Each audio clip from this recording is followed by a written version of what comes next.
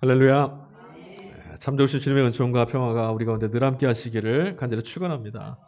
우리 영성 찬양한 것처럼 예수 그리스도의 반석 위에 영원히 무너지지 아니할 집 짓고 계신 여러분, 주님 오시는 그날에 우리가 기쁨으로 우리의 삶이 하나님 앞에 올려드려질 줄로 믿습니다. 우리 등록교회는 매주일 성서일과에 따라서 성경 말씀을 같이 읽고 또 말씀이 주시는 메시지를 함께 설교로 나누고 있습니다.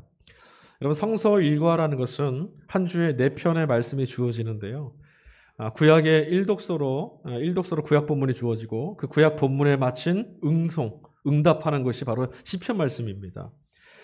그리고 2독서로서는 서신서 말씀이 주어지고 3독서는 복음서 말씀을 우리가 함께 읽죠. 복음서 말씀은 마태와 마가와 누가가 세 해에 걸쳐서 번갈아서 이렇게 돌아갑니다. 1독서 본문이 구약 본문은요, 복음서 말씀의 배경으로 주어지는 겁니다. 그러니까 복음서 말씀 사건을 우리가 읽을 때 그 사건의 배경 이야기로 우리가 읽어나가면 되고요. 그 구약 본문에 대한 응송, 아까 말씀드렸다시피 응답하는 것이 우리의 응답이 바로 시편 말씀 찬양인 거죠. 자, 그러면 여러분, 서신서 말씀은 도대체 어떤 역할을 하고 있을까? 서신서 말씀은요, 복음서 말씀에 대한 교회의 응답, 성도인 우리들의 결단을 촉구하는 본문으로 주어집니다. 그러니까 복음서 말씀을 읽고 교회인 우리도 이렇게, 성도인 우리도 이렇게 그리스도 말씀 앞에 반응하며 살아야겠다, 이렇게 응답하는 거죠. 제가 이렇게 성서일과를 장황하게 설명드리는 이유가 있습니다. 오늘 말씀을 서신서 말씀으로 시작하려고 하기 때문에 그렇습니다. 여러분, 서신서 골로새서 말씀 안에서 사도 바울이 골로새 교우들에게 하나님의 아들 안에서 너희가 구속함을 받았으니 하나님의 영광의 권능에서 오는 모든 능력으로 강하게 되어서 기쁨으로 끝까지 참고 견뎌라, 이렇게 교우들을 권면하고 있어요. 여러분, 바울이 도대체 무엇 때문에, 또 무엇을 통해서 이런 말씀을 담대하게 전할 수 있었을까? 또 바울 사도의 이런 말을, 권면을 들은 골로새 교우들이 어떻게 그 말씀에 응답하며 살 수 있었을까? 골로새 교우들의 삶의 형편이 우리보다 그닥 낫지 않았거든요. 그럼에도 불구하고 그 말씀에 응답하며 정말 하나님의 능력 안에서 오는 모든 능력으로 새롭게 되어서 끝까지 참고 견디며 복음의 길을 걸어갔단 말이죠. 자, 오늘 그것이 어떻게 가능했는지를 더듬어가는 것이 오늘 성서일과 말씀을 통해 우리가 공부해야 될 대목이고, 또 함께 은혜를 누리고 받아야 될 말씀의 대상입니다. 자, 골로새 교우들에게 편지를 쓰고 있는 바울 사도, 서신서를 보면 바울 사도가 꾸짖고 깨우치게 하기 위해서 꾸짖는 때도 있지만 대체적으로 교회를 바라보는 바울 사도의 시선은 늘 흐뭇해합니다. 오늘도 마찬가지예요. 이 편지를 쓰게 된 바울 사도는 아마 우리가 얼굴을 못 봤지만 굉장히 기뻐서 웃고 있었을 것 같습니다. 축복해주고 있잖아요. 너무 듬직해서, 대단하고 기특해서. 당시 교회에요, 할례, 유대인의 할례 전통과 금요, 그리고 천사 숭배까지 강조하던 거짓된 교사들이 교회에 가득 들어왔습니다. 그럼에도 불구하고 예수님께서 목숨 바쳐 세워주셨던 복음 안에서 성도들이 지금 잘 자라고 있다는 소식, 이게 바울의 귀에까지 들려온 거예요. 그리스도 예수에 대한 믿음뿐만 아니라 더불어서 이 교우들이 서로를 사랑함으로 하나가 되어 있더라, 이런 소식을 듣게 되었으니 바울이 얼마나 기뻤겠습니까? 그래서 바울이 그들에게 이 복음을 읽고 너희가 행하는 그 일들이 세상에서도 열매를 맺게 될 거다, 그러니 끝까지 참고 견뎌라, 이렇게 말하는 축복의 인사를 전해준 겁니다. 믿음대로 살아가는 성도의 삶을 지금 바울이 실천적 삶을 좀 요구하고 있는 거예요. 너희가 믿는 사람이니까 이 믿음대로 끝까지 살아내라. 하지만 여러분, 이 결론은 그동안 믿음이나 은혜에 대해서 말씀을 전하던 바울 사도의 가르침과는 뭔가 조금 어색하게 보이는 면도 없지 않아 있습니다. 바울 신학의 핵심은 누가 뭐라 해도 사람으로부터 비롯하는 모든 구원의 시도들을 부정하고 오직 하나님의 아들이신 그리스도를 믿음으로 말미암아 구원을 얻는다라고 하는 이신득이, 믿음을 통해서 예수 그리스도를 믿음으로 구원을 얻습니다라고 말하는 이 이신득이의 신앙을 가르쳤던 사람입니다. 그러니까 바울의 서신서에 제일 많이 등장하는 게 은혜, 그리스도 예수 안에서 있는 은혜와 믿음으로라는 말이 제일 많이 나와요.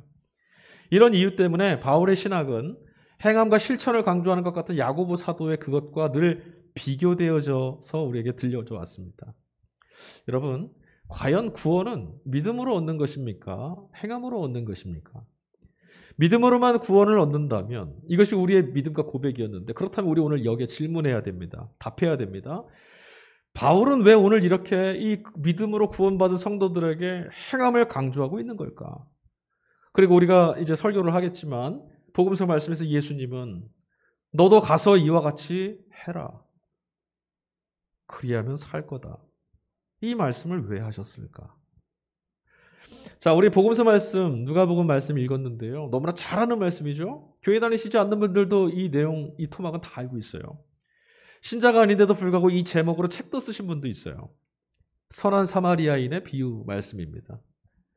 실제의 사건은 아니고요. 예수님께서 전해주셨던 비유, 있을 법한 이야기 한 토막인 거예요. 이 비유의 말씀은 나의 이웃은 누굽니까? 라고 물었던 율법교사의 물음에 대한 예수님의 답변이기도 합니다. 내 이웃이 누굽니까? 물었던 예수님이 이 이야기를 해주신 거예요. 그러니까 네 이웃은 이 이야기 안에 들어있어. 이 말이겠죠. 본래 이 율법교사와 예수님 간의 대화의 첫 시작이 무엇 때문에 시작했냐면, 말씀을 잘 읽어보니까요, 첫 대목이 그렇게 돼 있어요. 선생님은 어떻게 해야 영생을 얻을 수 있습니까? 어떻게 해야 하나님 안에서 우리가 영원한 삶을 살 수 있겠습니까? 라고 물었어요. 그게 시작이었습니다. 그러니까 주님은 답변 대신에 뭐라고 답을 그 얘기하셨냐면, 야, 율법에 어떻게 기록되어 있더냐? 왜냐하면 이 사람은 율법 교사니까. 너 율법이 어떻게 기록되는지 너 알고 있냐? 그리고 너 어떻게 읽고 있느냐? 이렇게 물어봤어요. 율법 안에 담겨 있는 거 너 어떻게 해석하고 어떻게 읽고 있느냐? 그 사람이 답했습니다. 율법 교사니까 얼마나 똑똑하겠어요. 하나님 말씀 모르는 게 없습니다. 정말 똑똑한 사람이죠. 오늘로 말하면 신학자와 같은 사람들인데 바로 곧장 대답했어요. 신명기 6장 5절, 레위기 19장 18절에 나와 있는 두 가지 말씀을 합쳐서 이렇게 답했습니다. 하나님을 사랑하는 것, 마음과 목숨과 뜻과 힘을 다해서 하나님을 사랑하는 것, 그리고 내 이웃을 내 몸같이 사랑하는 그것입니다. 이렇게 답했습니다. 여러분, 이것은 정말 율법의 정수입니다. 구약성경 전체를 다 털어내면 이 말씀 한 토막에 나와요. 예수님도 말씀하셨어요. 그래, 이것이 정말 큰 계명이다. 말씀하셨어요. 그런데 이렇게 멋진 답을 해주고 나서 이 율법교사가 예수님께 뜬금없이 곧장 또 질문 하나를 던집니다. 그게 오늘 이 말씀이었어요. 내 이웃이 도대체 누굽니까?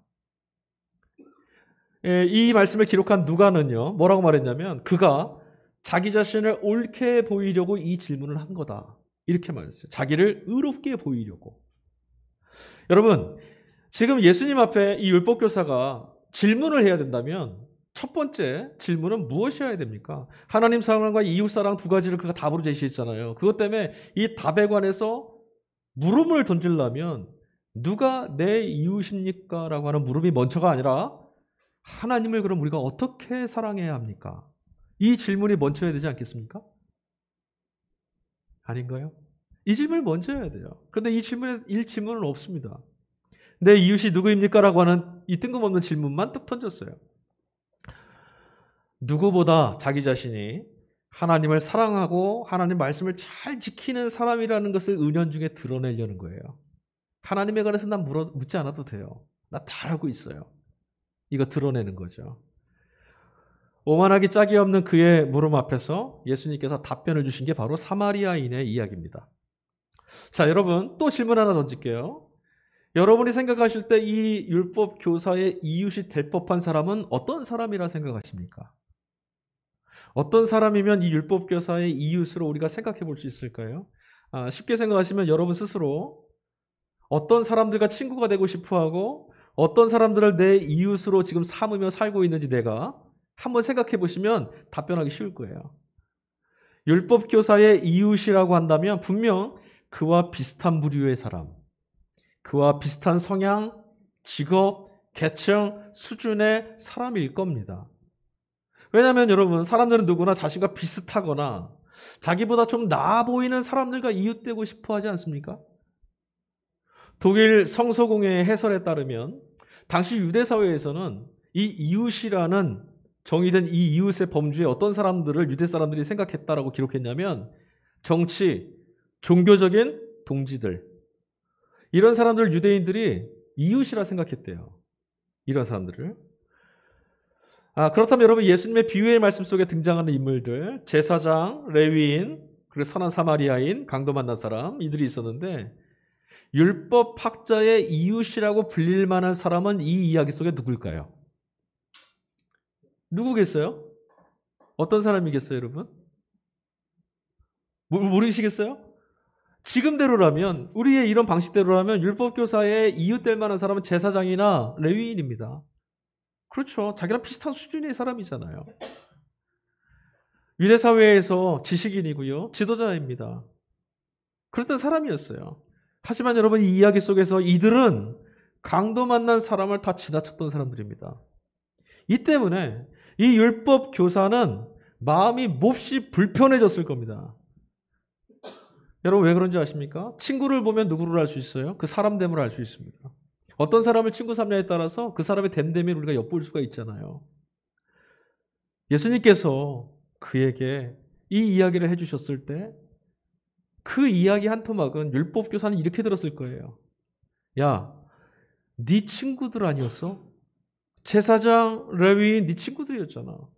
근데 강도 만난 자 다 지나쳐버렸어. 너도 그들과 다를 바 없는 똑같은 사람이잖아. 이렇게 들린 거예요. 부끄러웠겠죠? 속상했을 거예요. 그리고 화도 났을지 몰라요. 당신이 나를 뭘 안다고. 사실 여러분 이 율법교사가 예수님께 이 질문을 드렸던 것은 사실 자기가 섬겨야 될 이웃이 누구인지 몰라서 그런 거 아닙니다. 모르겠습니까? 율법학자는 그저 이 말을 듣고 싶었던 거예요. 예수님께. 나랑 비슷한 수준의 사람들, 내가 지금 함께 무리짓고 있는 이들이 네 이웃이 맞아. 이 말 듣고 싶었어요. 은근히 기대하고 있었습니다. 그동안 그가 율법을 가르치는 교사였지만 여전히 해결되지 않는 무거운 짐과 부끄러움이 그 안에 있었거든요. 그게 뭘까요? 앞서 이 율법교사가 예수님께 신명기 말씀과 레위기 19장 말씀을 답변으로 지시했잖아요. 그런데 레위기 19장 18절 내 이웃을 사랑하기를 너 자신처럼 하라 이 말씀에 있는 이웃이라는 이 단어가 자기 자신이 가까운 동지나 동료, 친구 같은 사람들뿐만 아니라 고아나 과부, 또 그들로 대변될 수 있는 가난한 사람들, 장애인, 이 땅에 기대어서 살아가야 되만 하는 나그네 같은 이 사람들 모두를 포함하고 있다는 사실, 율법교사인 이 사람이 누구보다 잘 알고 있습니다. 누구보다 잘 알고 있어요. 하나님 말씀이 그걸 포함하고 있다는 거예요. 그런데 그동안 그는 자신의 동료, 자신과 비슷한 수준의 사람들 이상을 사랑해 본 적이 없습니다. 경건과 거룩이라고 하는 것에 늘 자기 자신을 천착한다고 하면서 그래서 하나님 사랑이란 것은 그 말씀 앞에서는 비교적 당당했지만 이웃사랑이라는 말씀 앞에만 설 때면 슬그머니 뒤로 한 발자국씩 물러설 수밖에 없었던 형편인 거죠. 이게 짐이었어요. 아킬레스건이죠. 누가 봐도 율법교사니 하나님 사랑 율법 정말 잘 지키고 있겠지 다 봤지만 자기는 알아요. 이웃사랑 앞에 자기가 얼마나 지금 무익한지. 그래서 예수님께서 제 주변에 있는 사람들을 네 이웃이 맞아라고 인정해 주시기만 한다면 그동안 자신이 이 이웃 사랑하라는 계명 앞에서 그저 잘해왔다라는 거 이거 드러낼 수 있게 되는 거잖아요. 마음의 부담으로부터 면죄부를 얻으려고 하는 속셈을 그 안에 숨기고 있던 거죠. 그걸 예수님이 잘 알고 계셨어요. 그래서 이 이야기를 해주시고 묻습니다. 강도 만난 자의 이웃이 누구라고 생각하냐 너는. 오히려 여러분 율법교사는 이 비유의 말씀 때문에 제사장이나 레위인과 하등 다를 바 없는 자기 자신의 민낯을 직면해야만 했습니다. 마음이 몹시 불편합니다. 그런데 여러분 이 말씀을 들으면서 이 비유의 말씀을 들으면서 불편해할 사람은 이 율법교사 말고 또 있습니다. 분명히 이 이야기 속에는 예수님과 율법교사 그리고 비유의 말씀 안에 제사장, 레위인, 사마리아 사람, 강도 만난 사람 이렇게밖에 없는데 이 말씀을 듣고 접하면서 속상하고 불쾌하고 부끄러워해야 될 사람이 또 있다는 거예요. 누굴까요? 지금 이 말씀은 누가가 기록했습니다. 누가가 기록해서 예수님의 말씀을 그들의 공동체에게 전해준 거예요. 예수님이 이렇게 말씀하셨어. 그러니까 이 말씀을 같이 읽고 있는 거죠. 누가의 공동체에 속해서 이 주님의 말씀을 듣고 있었던 그들. 여러분, 그들이 이 말씀을 들을 때 어떤 생각이 들었을까요? 야, 제사장도 레위인도 강도 만나서 피투성이 된 이 사람을 보고 지나치더라. 이 대목을 읽을 때 그들 모두 속으로 이렇게 생각했을 겁니다. 가식적이고 위선적인 종교인들이라고. 그렇게 말했을 거예요. 그리고 속으로 또 생각하는 거죠. 역시 이제 이 다음에 강도 만난 자를 치료해 줄 사람이 나타날 텐데 그 선한 역할을 감당할 사람은 우리처럼 평범한 유대인이겠지 생각했을 겁니다. 하지만 여러분, 그 예상은 여지없이 깨져버렸죠. 왜요? 예수님이 말씀하셨던 이 강도 만난 이를 돌봐줬던 선한 이는 그들이 그토록 천대하고 멸시했던 사마리아 사람이었거든요. 제사장과 레위 사람에게는 강도 만나서 피 흘리는 사람, 그 피 흘리고 유출되어 있는 사람을 손을 댄다는 걸 율법이 정의는 부정함이란 말이에요. 그를 돕는 일이 부정한 일이었어요. 그런데 이 비유의 말씀을 듣고 있는 유대인들에게는 이 사마리아 사람이 부정한 존재예요. 이 사람이, 하나님이 지으신 사람이 부정하답니다. 결국 자기 자신들도 그들과 다름없이 결국 고통당하고 절망에 내몰려 있던 어떤 사람 슬쩍 지나쳐가고 피해갈 사람일 뿐이라는 거죠. 다만 그 상황이 있지 않았을 뿐이에요. 이제야 예수님의 말씀이 지금 자신들을 향해서도 너희도 똑같아 라고 꾸짖는 말씀이라는 걸 알게 된 거죠. 그러니 이 말씀을 읽고 있던 공동체 사람들은 아마도 이 말씀 앞에서 모두 다 고개를 떨구지 않았을까. 부끄럽고 찔리고 어쩌면 말씀을 듣다가 하나 둘 조용히 슬그머니 그 자리를 떠났을지도 모르겠어요. 자, 여러분, 율법교사는 예수님의 답변을 통해서 지난날 자신이 행하지 못했던 그 부끄러운 모습을 정당화하려고 했습니다.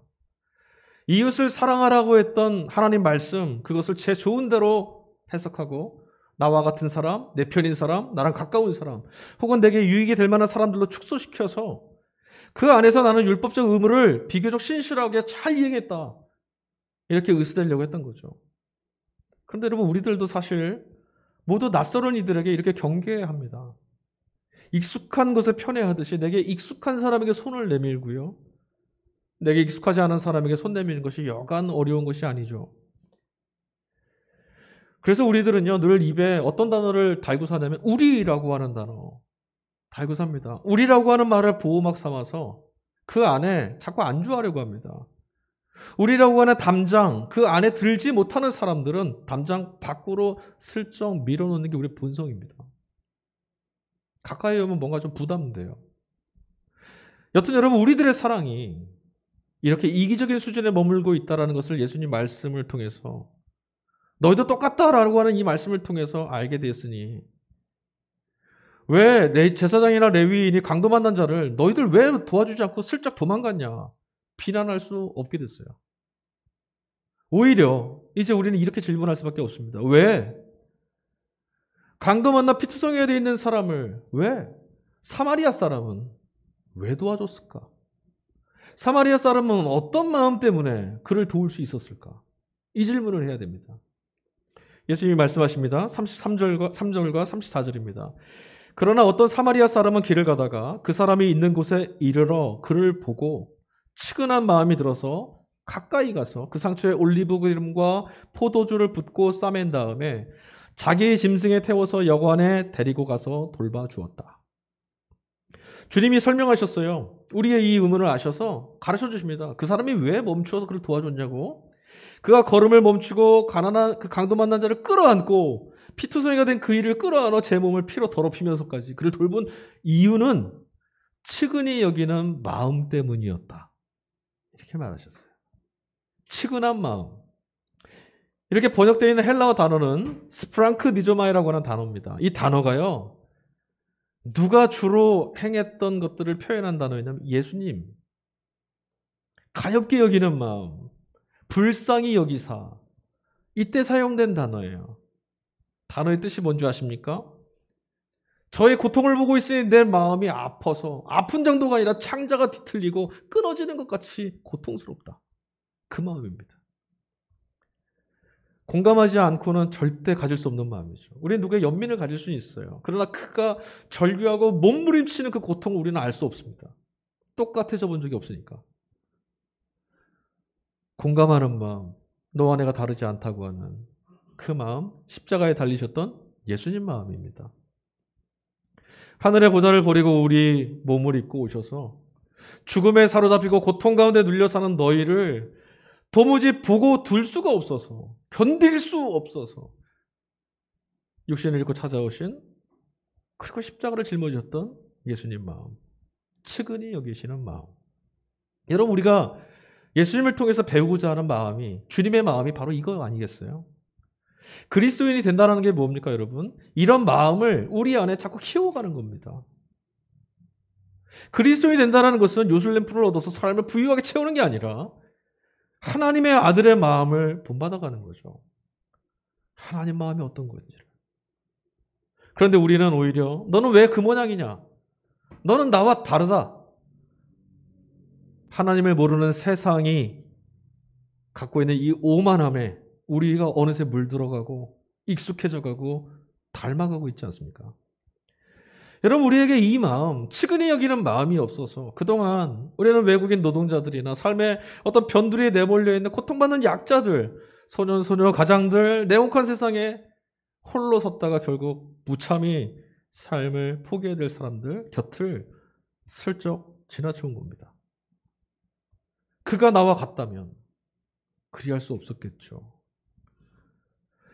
그러나 여러분, 그토록 멸시받았던, 유대인들이 멸시받았던 이 사마리아 사람이 생명을 살려내려고 걸었던 그 내딛던 한 걸음, 율법이 가로막는 그 부정함이라고 하는 그 높은 담벼락도 그의 걸음을 가로막지 못했습니다. 제사장 레위인은 그 담에 가로막혀서 생명을 살리는 걸음에 못 나갔어요. 죽음이 십자가를 가로지르는 예수님의 걸음을 가로막을 수 있었습니까? 못 가로막았습니다. 생명을 살려내려는 그 걸음에. 그러나 여러분, 오늘 이 비유의 말씀을 들으면 우리의 교회는 부끄러워해야 합니다. 솔직히 부끄럽습니다. 부끄러워한다면 그러나 여러분 오히려 희망이 있는 겁니다. 왜냐? 주님의 말씀이 지금 내게 들렸다라는 거거든요. 희망이 있는 거예요. 듣고도 피해가려고 그런다면 우린 다시 율법교사가 되고 맙니다. 그러나 부끄러워지는 거죠. 사람 취급도 하지 않을 만큼 혐오스러워하던 사마리아 사람과 비교돼서 너는 유대의 선생이고 유대의 교사된 네가, 율법 교사인 네가 하나님 말씀을 너는 지키지 않았다라고 고발을 당했으니, 그것도 예수님께. 율법 교사는 지금 엄청난 모욕감을 받은 거예요. 그러니까 얼굴이 울그락푸락 했겠죠. 저 갈릴리에서 온 신학도 제대로 공부하지 않은 저희가 율법의 교사인 나를, 너는 하나님 말씀을 지키지 않았노라 책망한 거잖아요. 37절에 이 이야기의 끄트머리 예수님이 이 율법교사에게 묻습니다. 네가 생각하기에 이 강도 만난 사람에게 이웃이 되어준 사람은 누구라 생각하냐 물으셨어요. 그랬더니 그가 답하는 것으로 말씀이 끝납니다. 뭐라고 답했죠? 여러분, 예수님께서 누가 강도 만난 사람의 이웃이더냐라고 물으시면 여러분 뭐라고 답하셔야 됩니까? 누구라고 답하시겠어요? 답 좀 해봐요. 이 이야기 속에서 지금 강도 만난 자의 이웃은 누굽니까? 사마리아인입니다라고 답해야 돼요. 근데 말씀을 다시 읽어보세요. 38절에 그는 이렇게 말합니다. 자비를 베푼 사람입니다. 왜 그랬을까요? 인정하고 싶지 않은 거죠. 나보다 못한 저희가 나보다 뛰어나다고? 저 사마리아인이 하나님 말씀을 따랐다고? 인정하고 싶지 않은 거예요. 옹졸한 마음이죠. 여전히 제 기준을 포기하지 않은 비겁한 모습입니다. 하나님 말씀 앞에서 제 기준을 우선시하는 이런 못된 습관 버리는 거 여러분 정말 어렵습니다. 사실은. 우리도 말씀을 읽을 때마다 나도 모르게 이렇지 않습니까? 끊임없이 이쯤이라던가 이만큼 이 정도 자기 자신을 합리화할 수 있는 구실들을 찾으려고 할 때가 있어요. 여전히 자기중심주의, 자기 숭배의 습성이 여지없이 드러나는 겁니다. 그러나 여러분, 주님은 이런 우리의 마음을 꿰뚫어 보고 계십니다. 일독서 본문이 아모스 선지자 이야기가 나왔어요. 아모스 선지자에게 주셨던 환상과 예언의 말씀, 이 말씀은요, 오늘 우리가 무엇에 근거해서 무엇을 근거 삼아 살아가야 되는지를 아주 명확하고 분명하게 가르쳐 줍니다. 당시 여러분 북왕국 이스라엘은요. 여로보암 2세라고 하는 왕이 다스렸습니다. 그이가 40년이나 통치를 했어요. 엄청 오래 통치한 겁니다.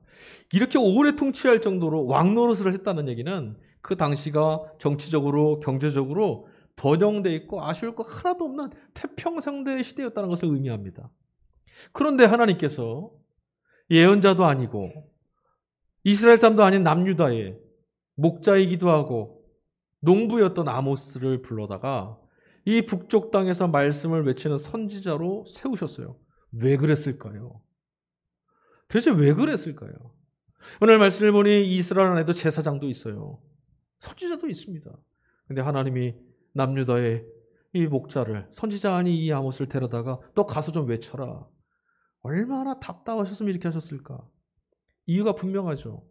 이 땅에 지금 하나님의 뜻을 분별하고 하나님의 말씀을 말하는 자, 듣는 자 아무도 없다는 거예요. 모두 다 제 멋대로 살고 있어요. 하나님 말씀 앞에서 더 큰 책임감을 짊어지고 늘 깨어 있어야 될 상층들이, 지도자들이 모두 살만한 세상이라고 만족하면서 탐욕에 취해 살아가고 있었어요. 이때. 그 틈바구니에서 하나님 백성들, 가난한 이들과 농민들이 그 높은 세금에 짓눌려 있었고 절망에, 고통에 내몰려 있었습니다. 눈물이 마르지 않은 땅이었어요. 부자는 더 부유해지고 가난한 사람은 더 가난해져서 집마저도 잃고 내쫓겨야 되는 시대입니다. 내 백성을 돌봐주라고 했던 주님의 말씀을 잊은 채 권력과 힘을 제 이익을 위해서 사사로이 휘두르는 이들, 그들이 마치 저 세상인 것처럼 자기 세상을 만난 것처럼 행세하고 사는 그런 세상에 되어 있던 거죠. 하나님의 말씀을 들었다면 이렇게 살지 못하죠. 정의로워야 될 법정은 또 어땠느냐? 힘 있는 이들에 의해서 온통 굽어진 곳이 되고 말았습니다.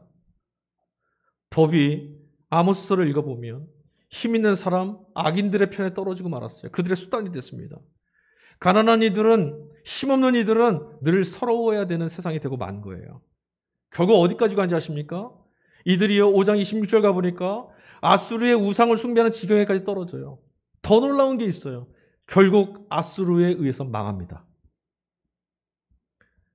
하늘 높은 줄 모르고 하나님이 내려다보고 계신다는 사실마저 잊어버린 패역한 이 땅. 그러나 누구도 알지 못했어요. 하나님 답답하신 거예요. 가서 좀 말해라. 시편 응송 말씀 82편 8절 말씀입니다. 하나님 일어나셔서 이 세상을 재판하여 주십시오. 온 나라가 하나님의 것이 아닙니까? 시편 기자의 절규가 얼마나 억울했으면 이런 외침이 외쳐졌겠어요?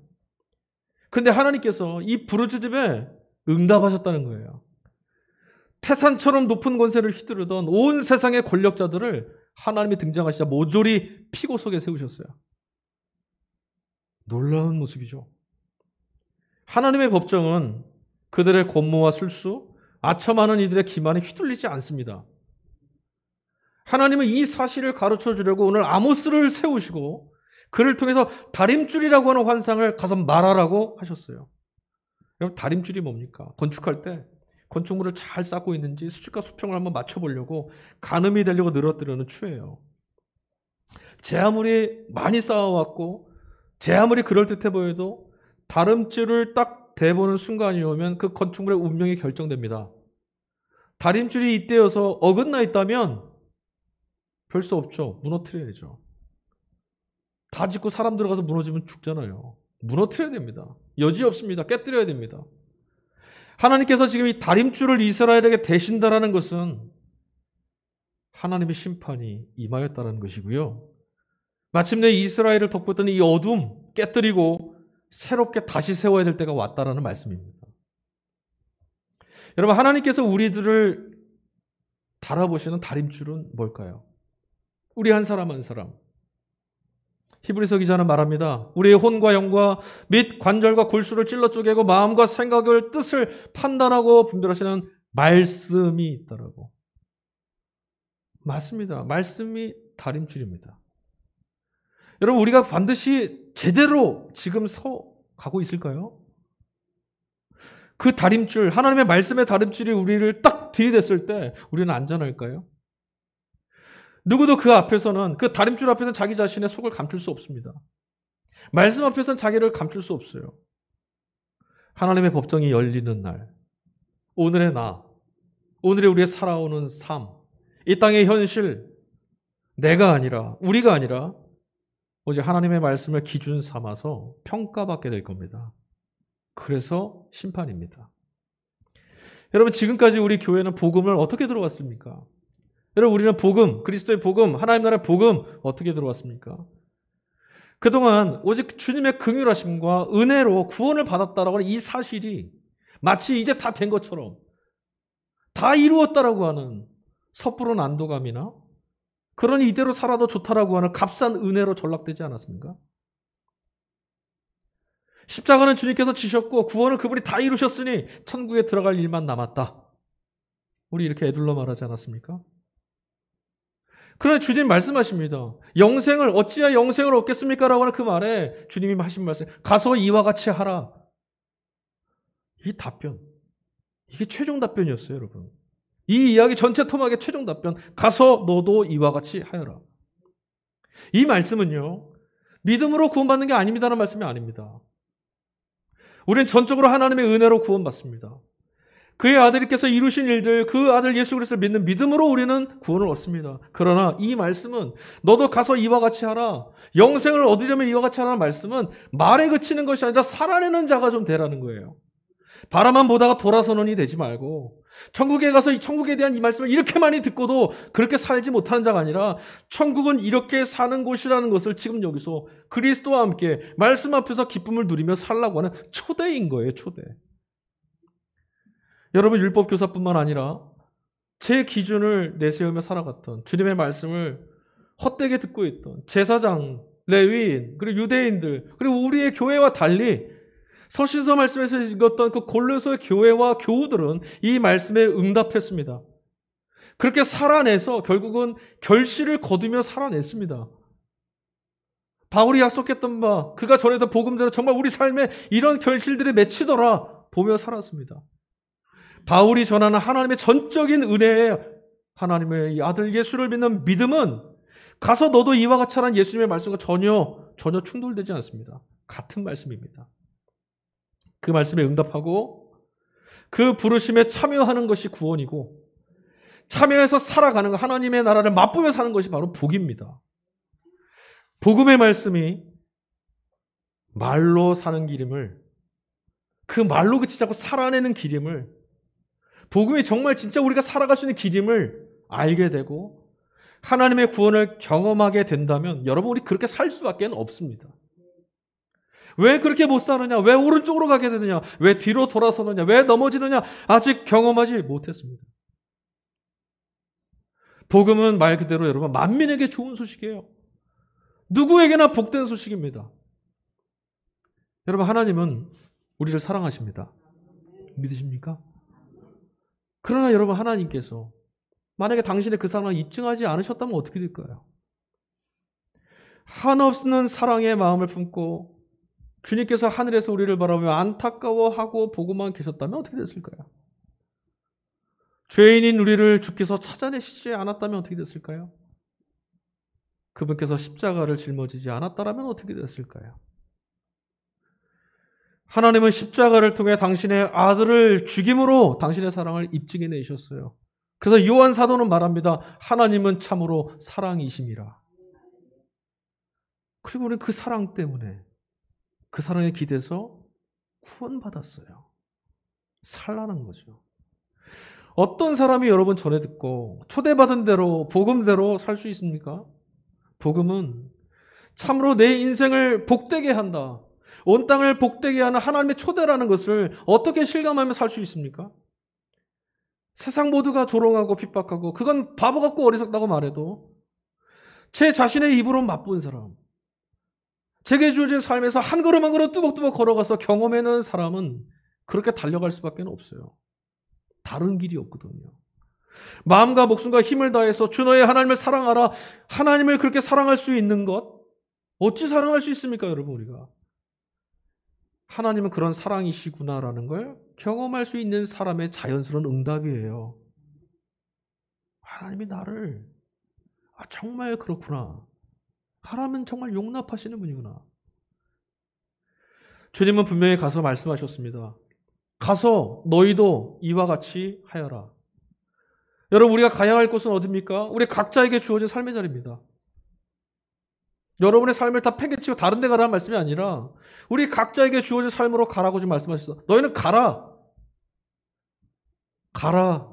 가서라고 하는 이 말씀이 듣고 아는 것에 그치는 자로 머물려고 했던, 아니면 그렇게 하는 말씀에, 그렇게 하라는 말씀에 응답하며 살았는지 우리 삶을 가늠질하는 다림줄이 될 겁니다. 말씀하셨으니까. 상황이나 여건, 감정, 생각에 안주해서 머물려가는 우리를 주님은 자꾸만 채근하십니다. 다림줄에 맞게 말씀에 따라 살아봐라. 우리의 믿음이 아는 것에 머무르지 않고 살아냄으로 하나님 나라에 참여되어져 살아가는 인생이 되기를 주님은 간절히 원하고 계세요. 말씀을 듣고 그냥 패망하여 살아가는 이스라엘이 아니라 말씀대로 살아가는 영원한 나라가 되기를 원하시는 거죠. 그래서 여러분, 우리는 세상에 윽박지르는 것, 달콤한 유혹 이런 데 마음을 뺏기면 안 됩니다. 오직 그리스도의 말씀을 나의 인생과 영혼의 삶의 다림줄 삼아서 우리의 삶의 걸음을 걸어내야 합니다. 바울의 말처럼 하나님의 은혜를 듣고서 참되게 깨달은 그날로부터 우리가 믿음으로 살아낸 삶의 열매가 온 세상을 채우며 자라나게 될 겁니다. 골로새 교우들 참으로 복음에 참여하면서 살아가고 있다는 그 모습, 그 소식을 듣고 바울이 환호했던 것처럼 복음에 잇대어 살아가는 교회와 오늘 우리들을 통해서 지금은 비록 세상의 만물의 찢기 같고 손가락 받는지 몰라도 결국 주님께서 그렇게 살아가는 우리를 보면서 환호하실 날이 찾아올 겁니다. 그러므로 주님의 교회에 된 사랑하는 여러분, 믿음대로 사랑하시고 은혜를 입은 자처럼 살아내십시오. 여러분도 가서 이와 같이 하십시오. 주님께서 이 일로 우리 모두를 부르셨습니다. 아멘. 우리 같이 찬양 같이 하겠습니다. 우리는 이미 복음의 초대를 받은 사람들입니다. 말씀의 다림줄이 세상에 드리워졌는 것을 우리는 알게 됐고, 그래서 하나님의 말씀에 반응하며 여기까지 왔습니다. 많은 사람들이 복음을 듣지만, 많은 사람들이 예수를 믿는다 말하지만 그 말씀에 자신을 잇대어서 살아내려고 안 합니다. 기특하게도 그렇게 살아내려 애썼다가도 힘겨울 때, 상처받으면, 외로우면 무너질 때가 많죠. 그러나 여러분, 이 말씀대로 살아간 사람들이 있어요. 다시 기본으로 돌아가는 거죠. 하나님께서 우리를 용납해 주셨습니다. 하나님의 사랑 때문에 우리 이 땅에 충분히 살아갈 이유가 생겼습니다. 그런 말씀을 들은 이답게 만민에게 유익한 이 복음 전하는 자, 가서 살아내는 자가 되기를 바라면서 우리 같이 이 찬양 부르십시다. 다시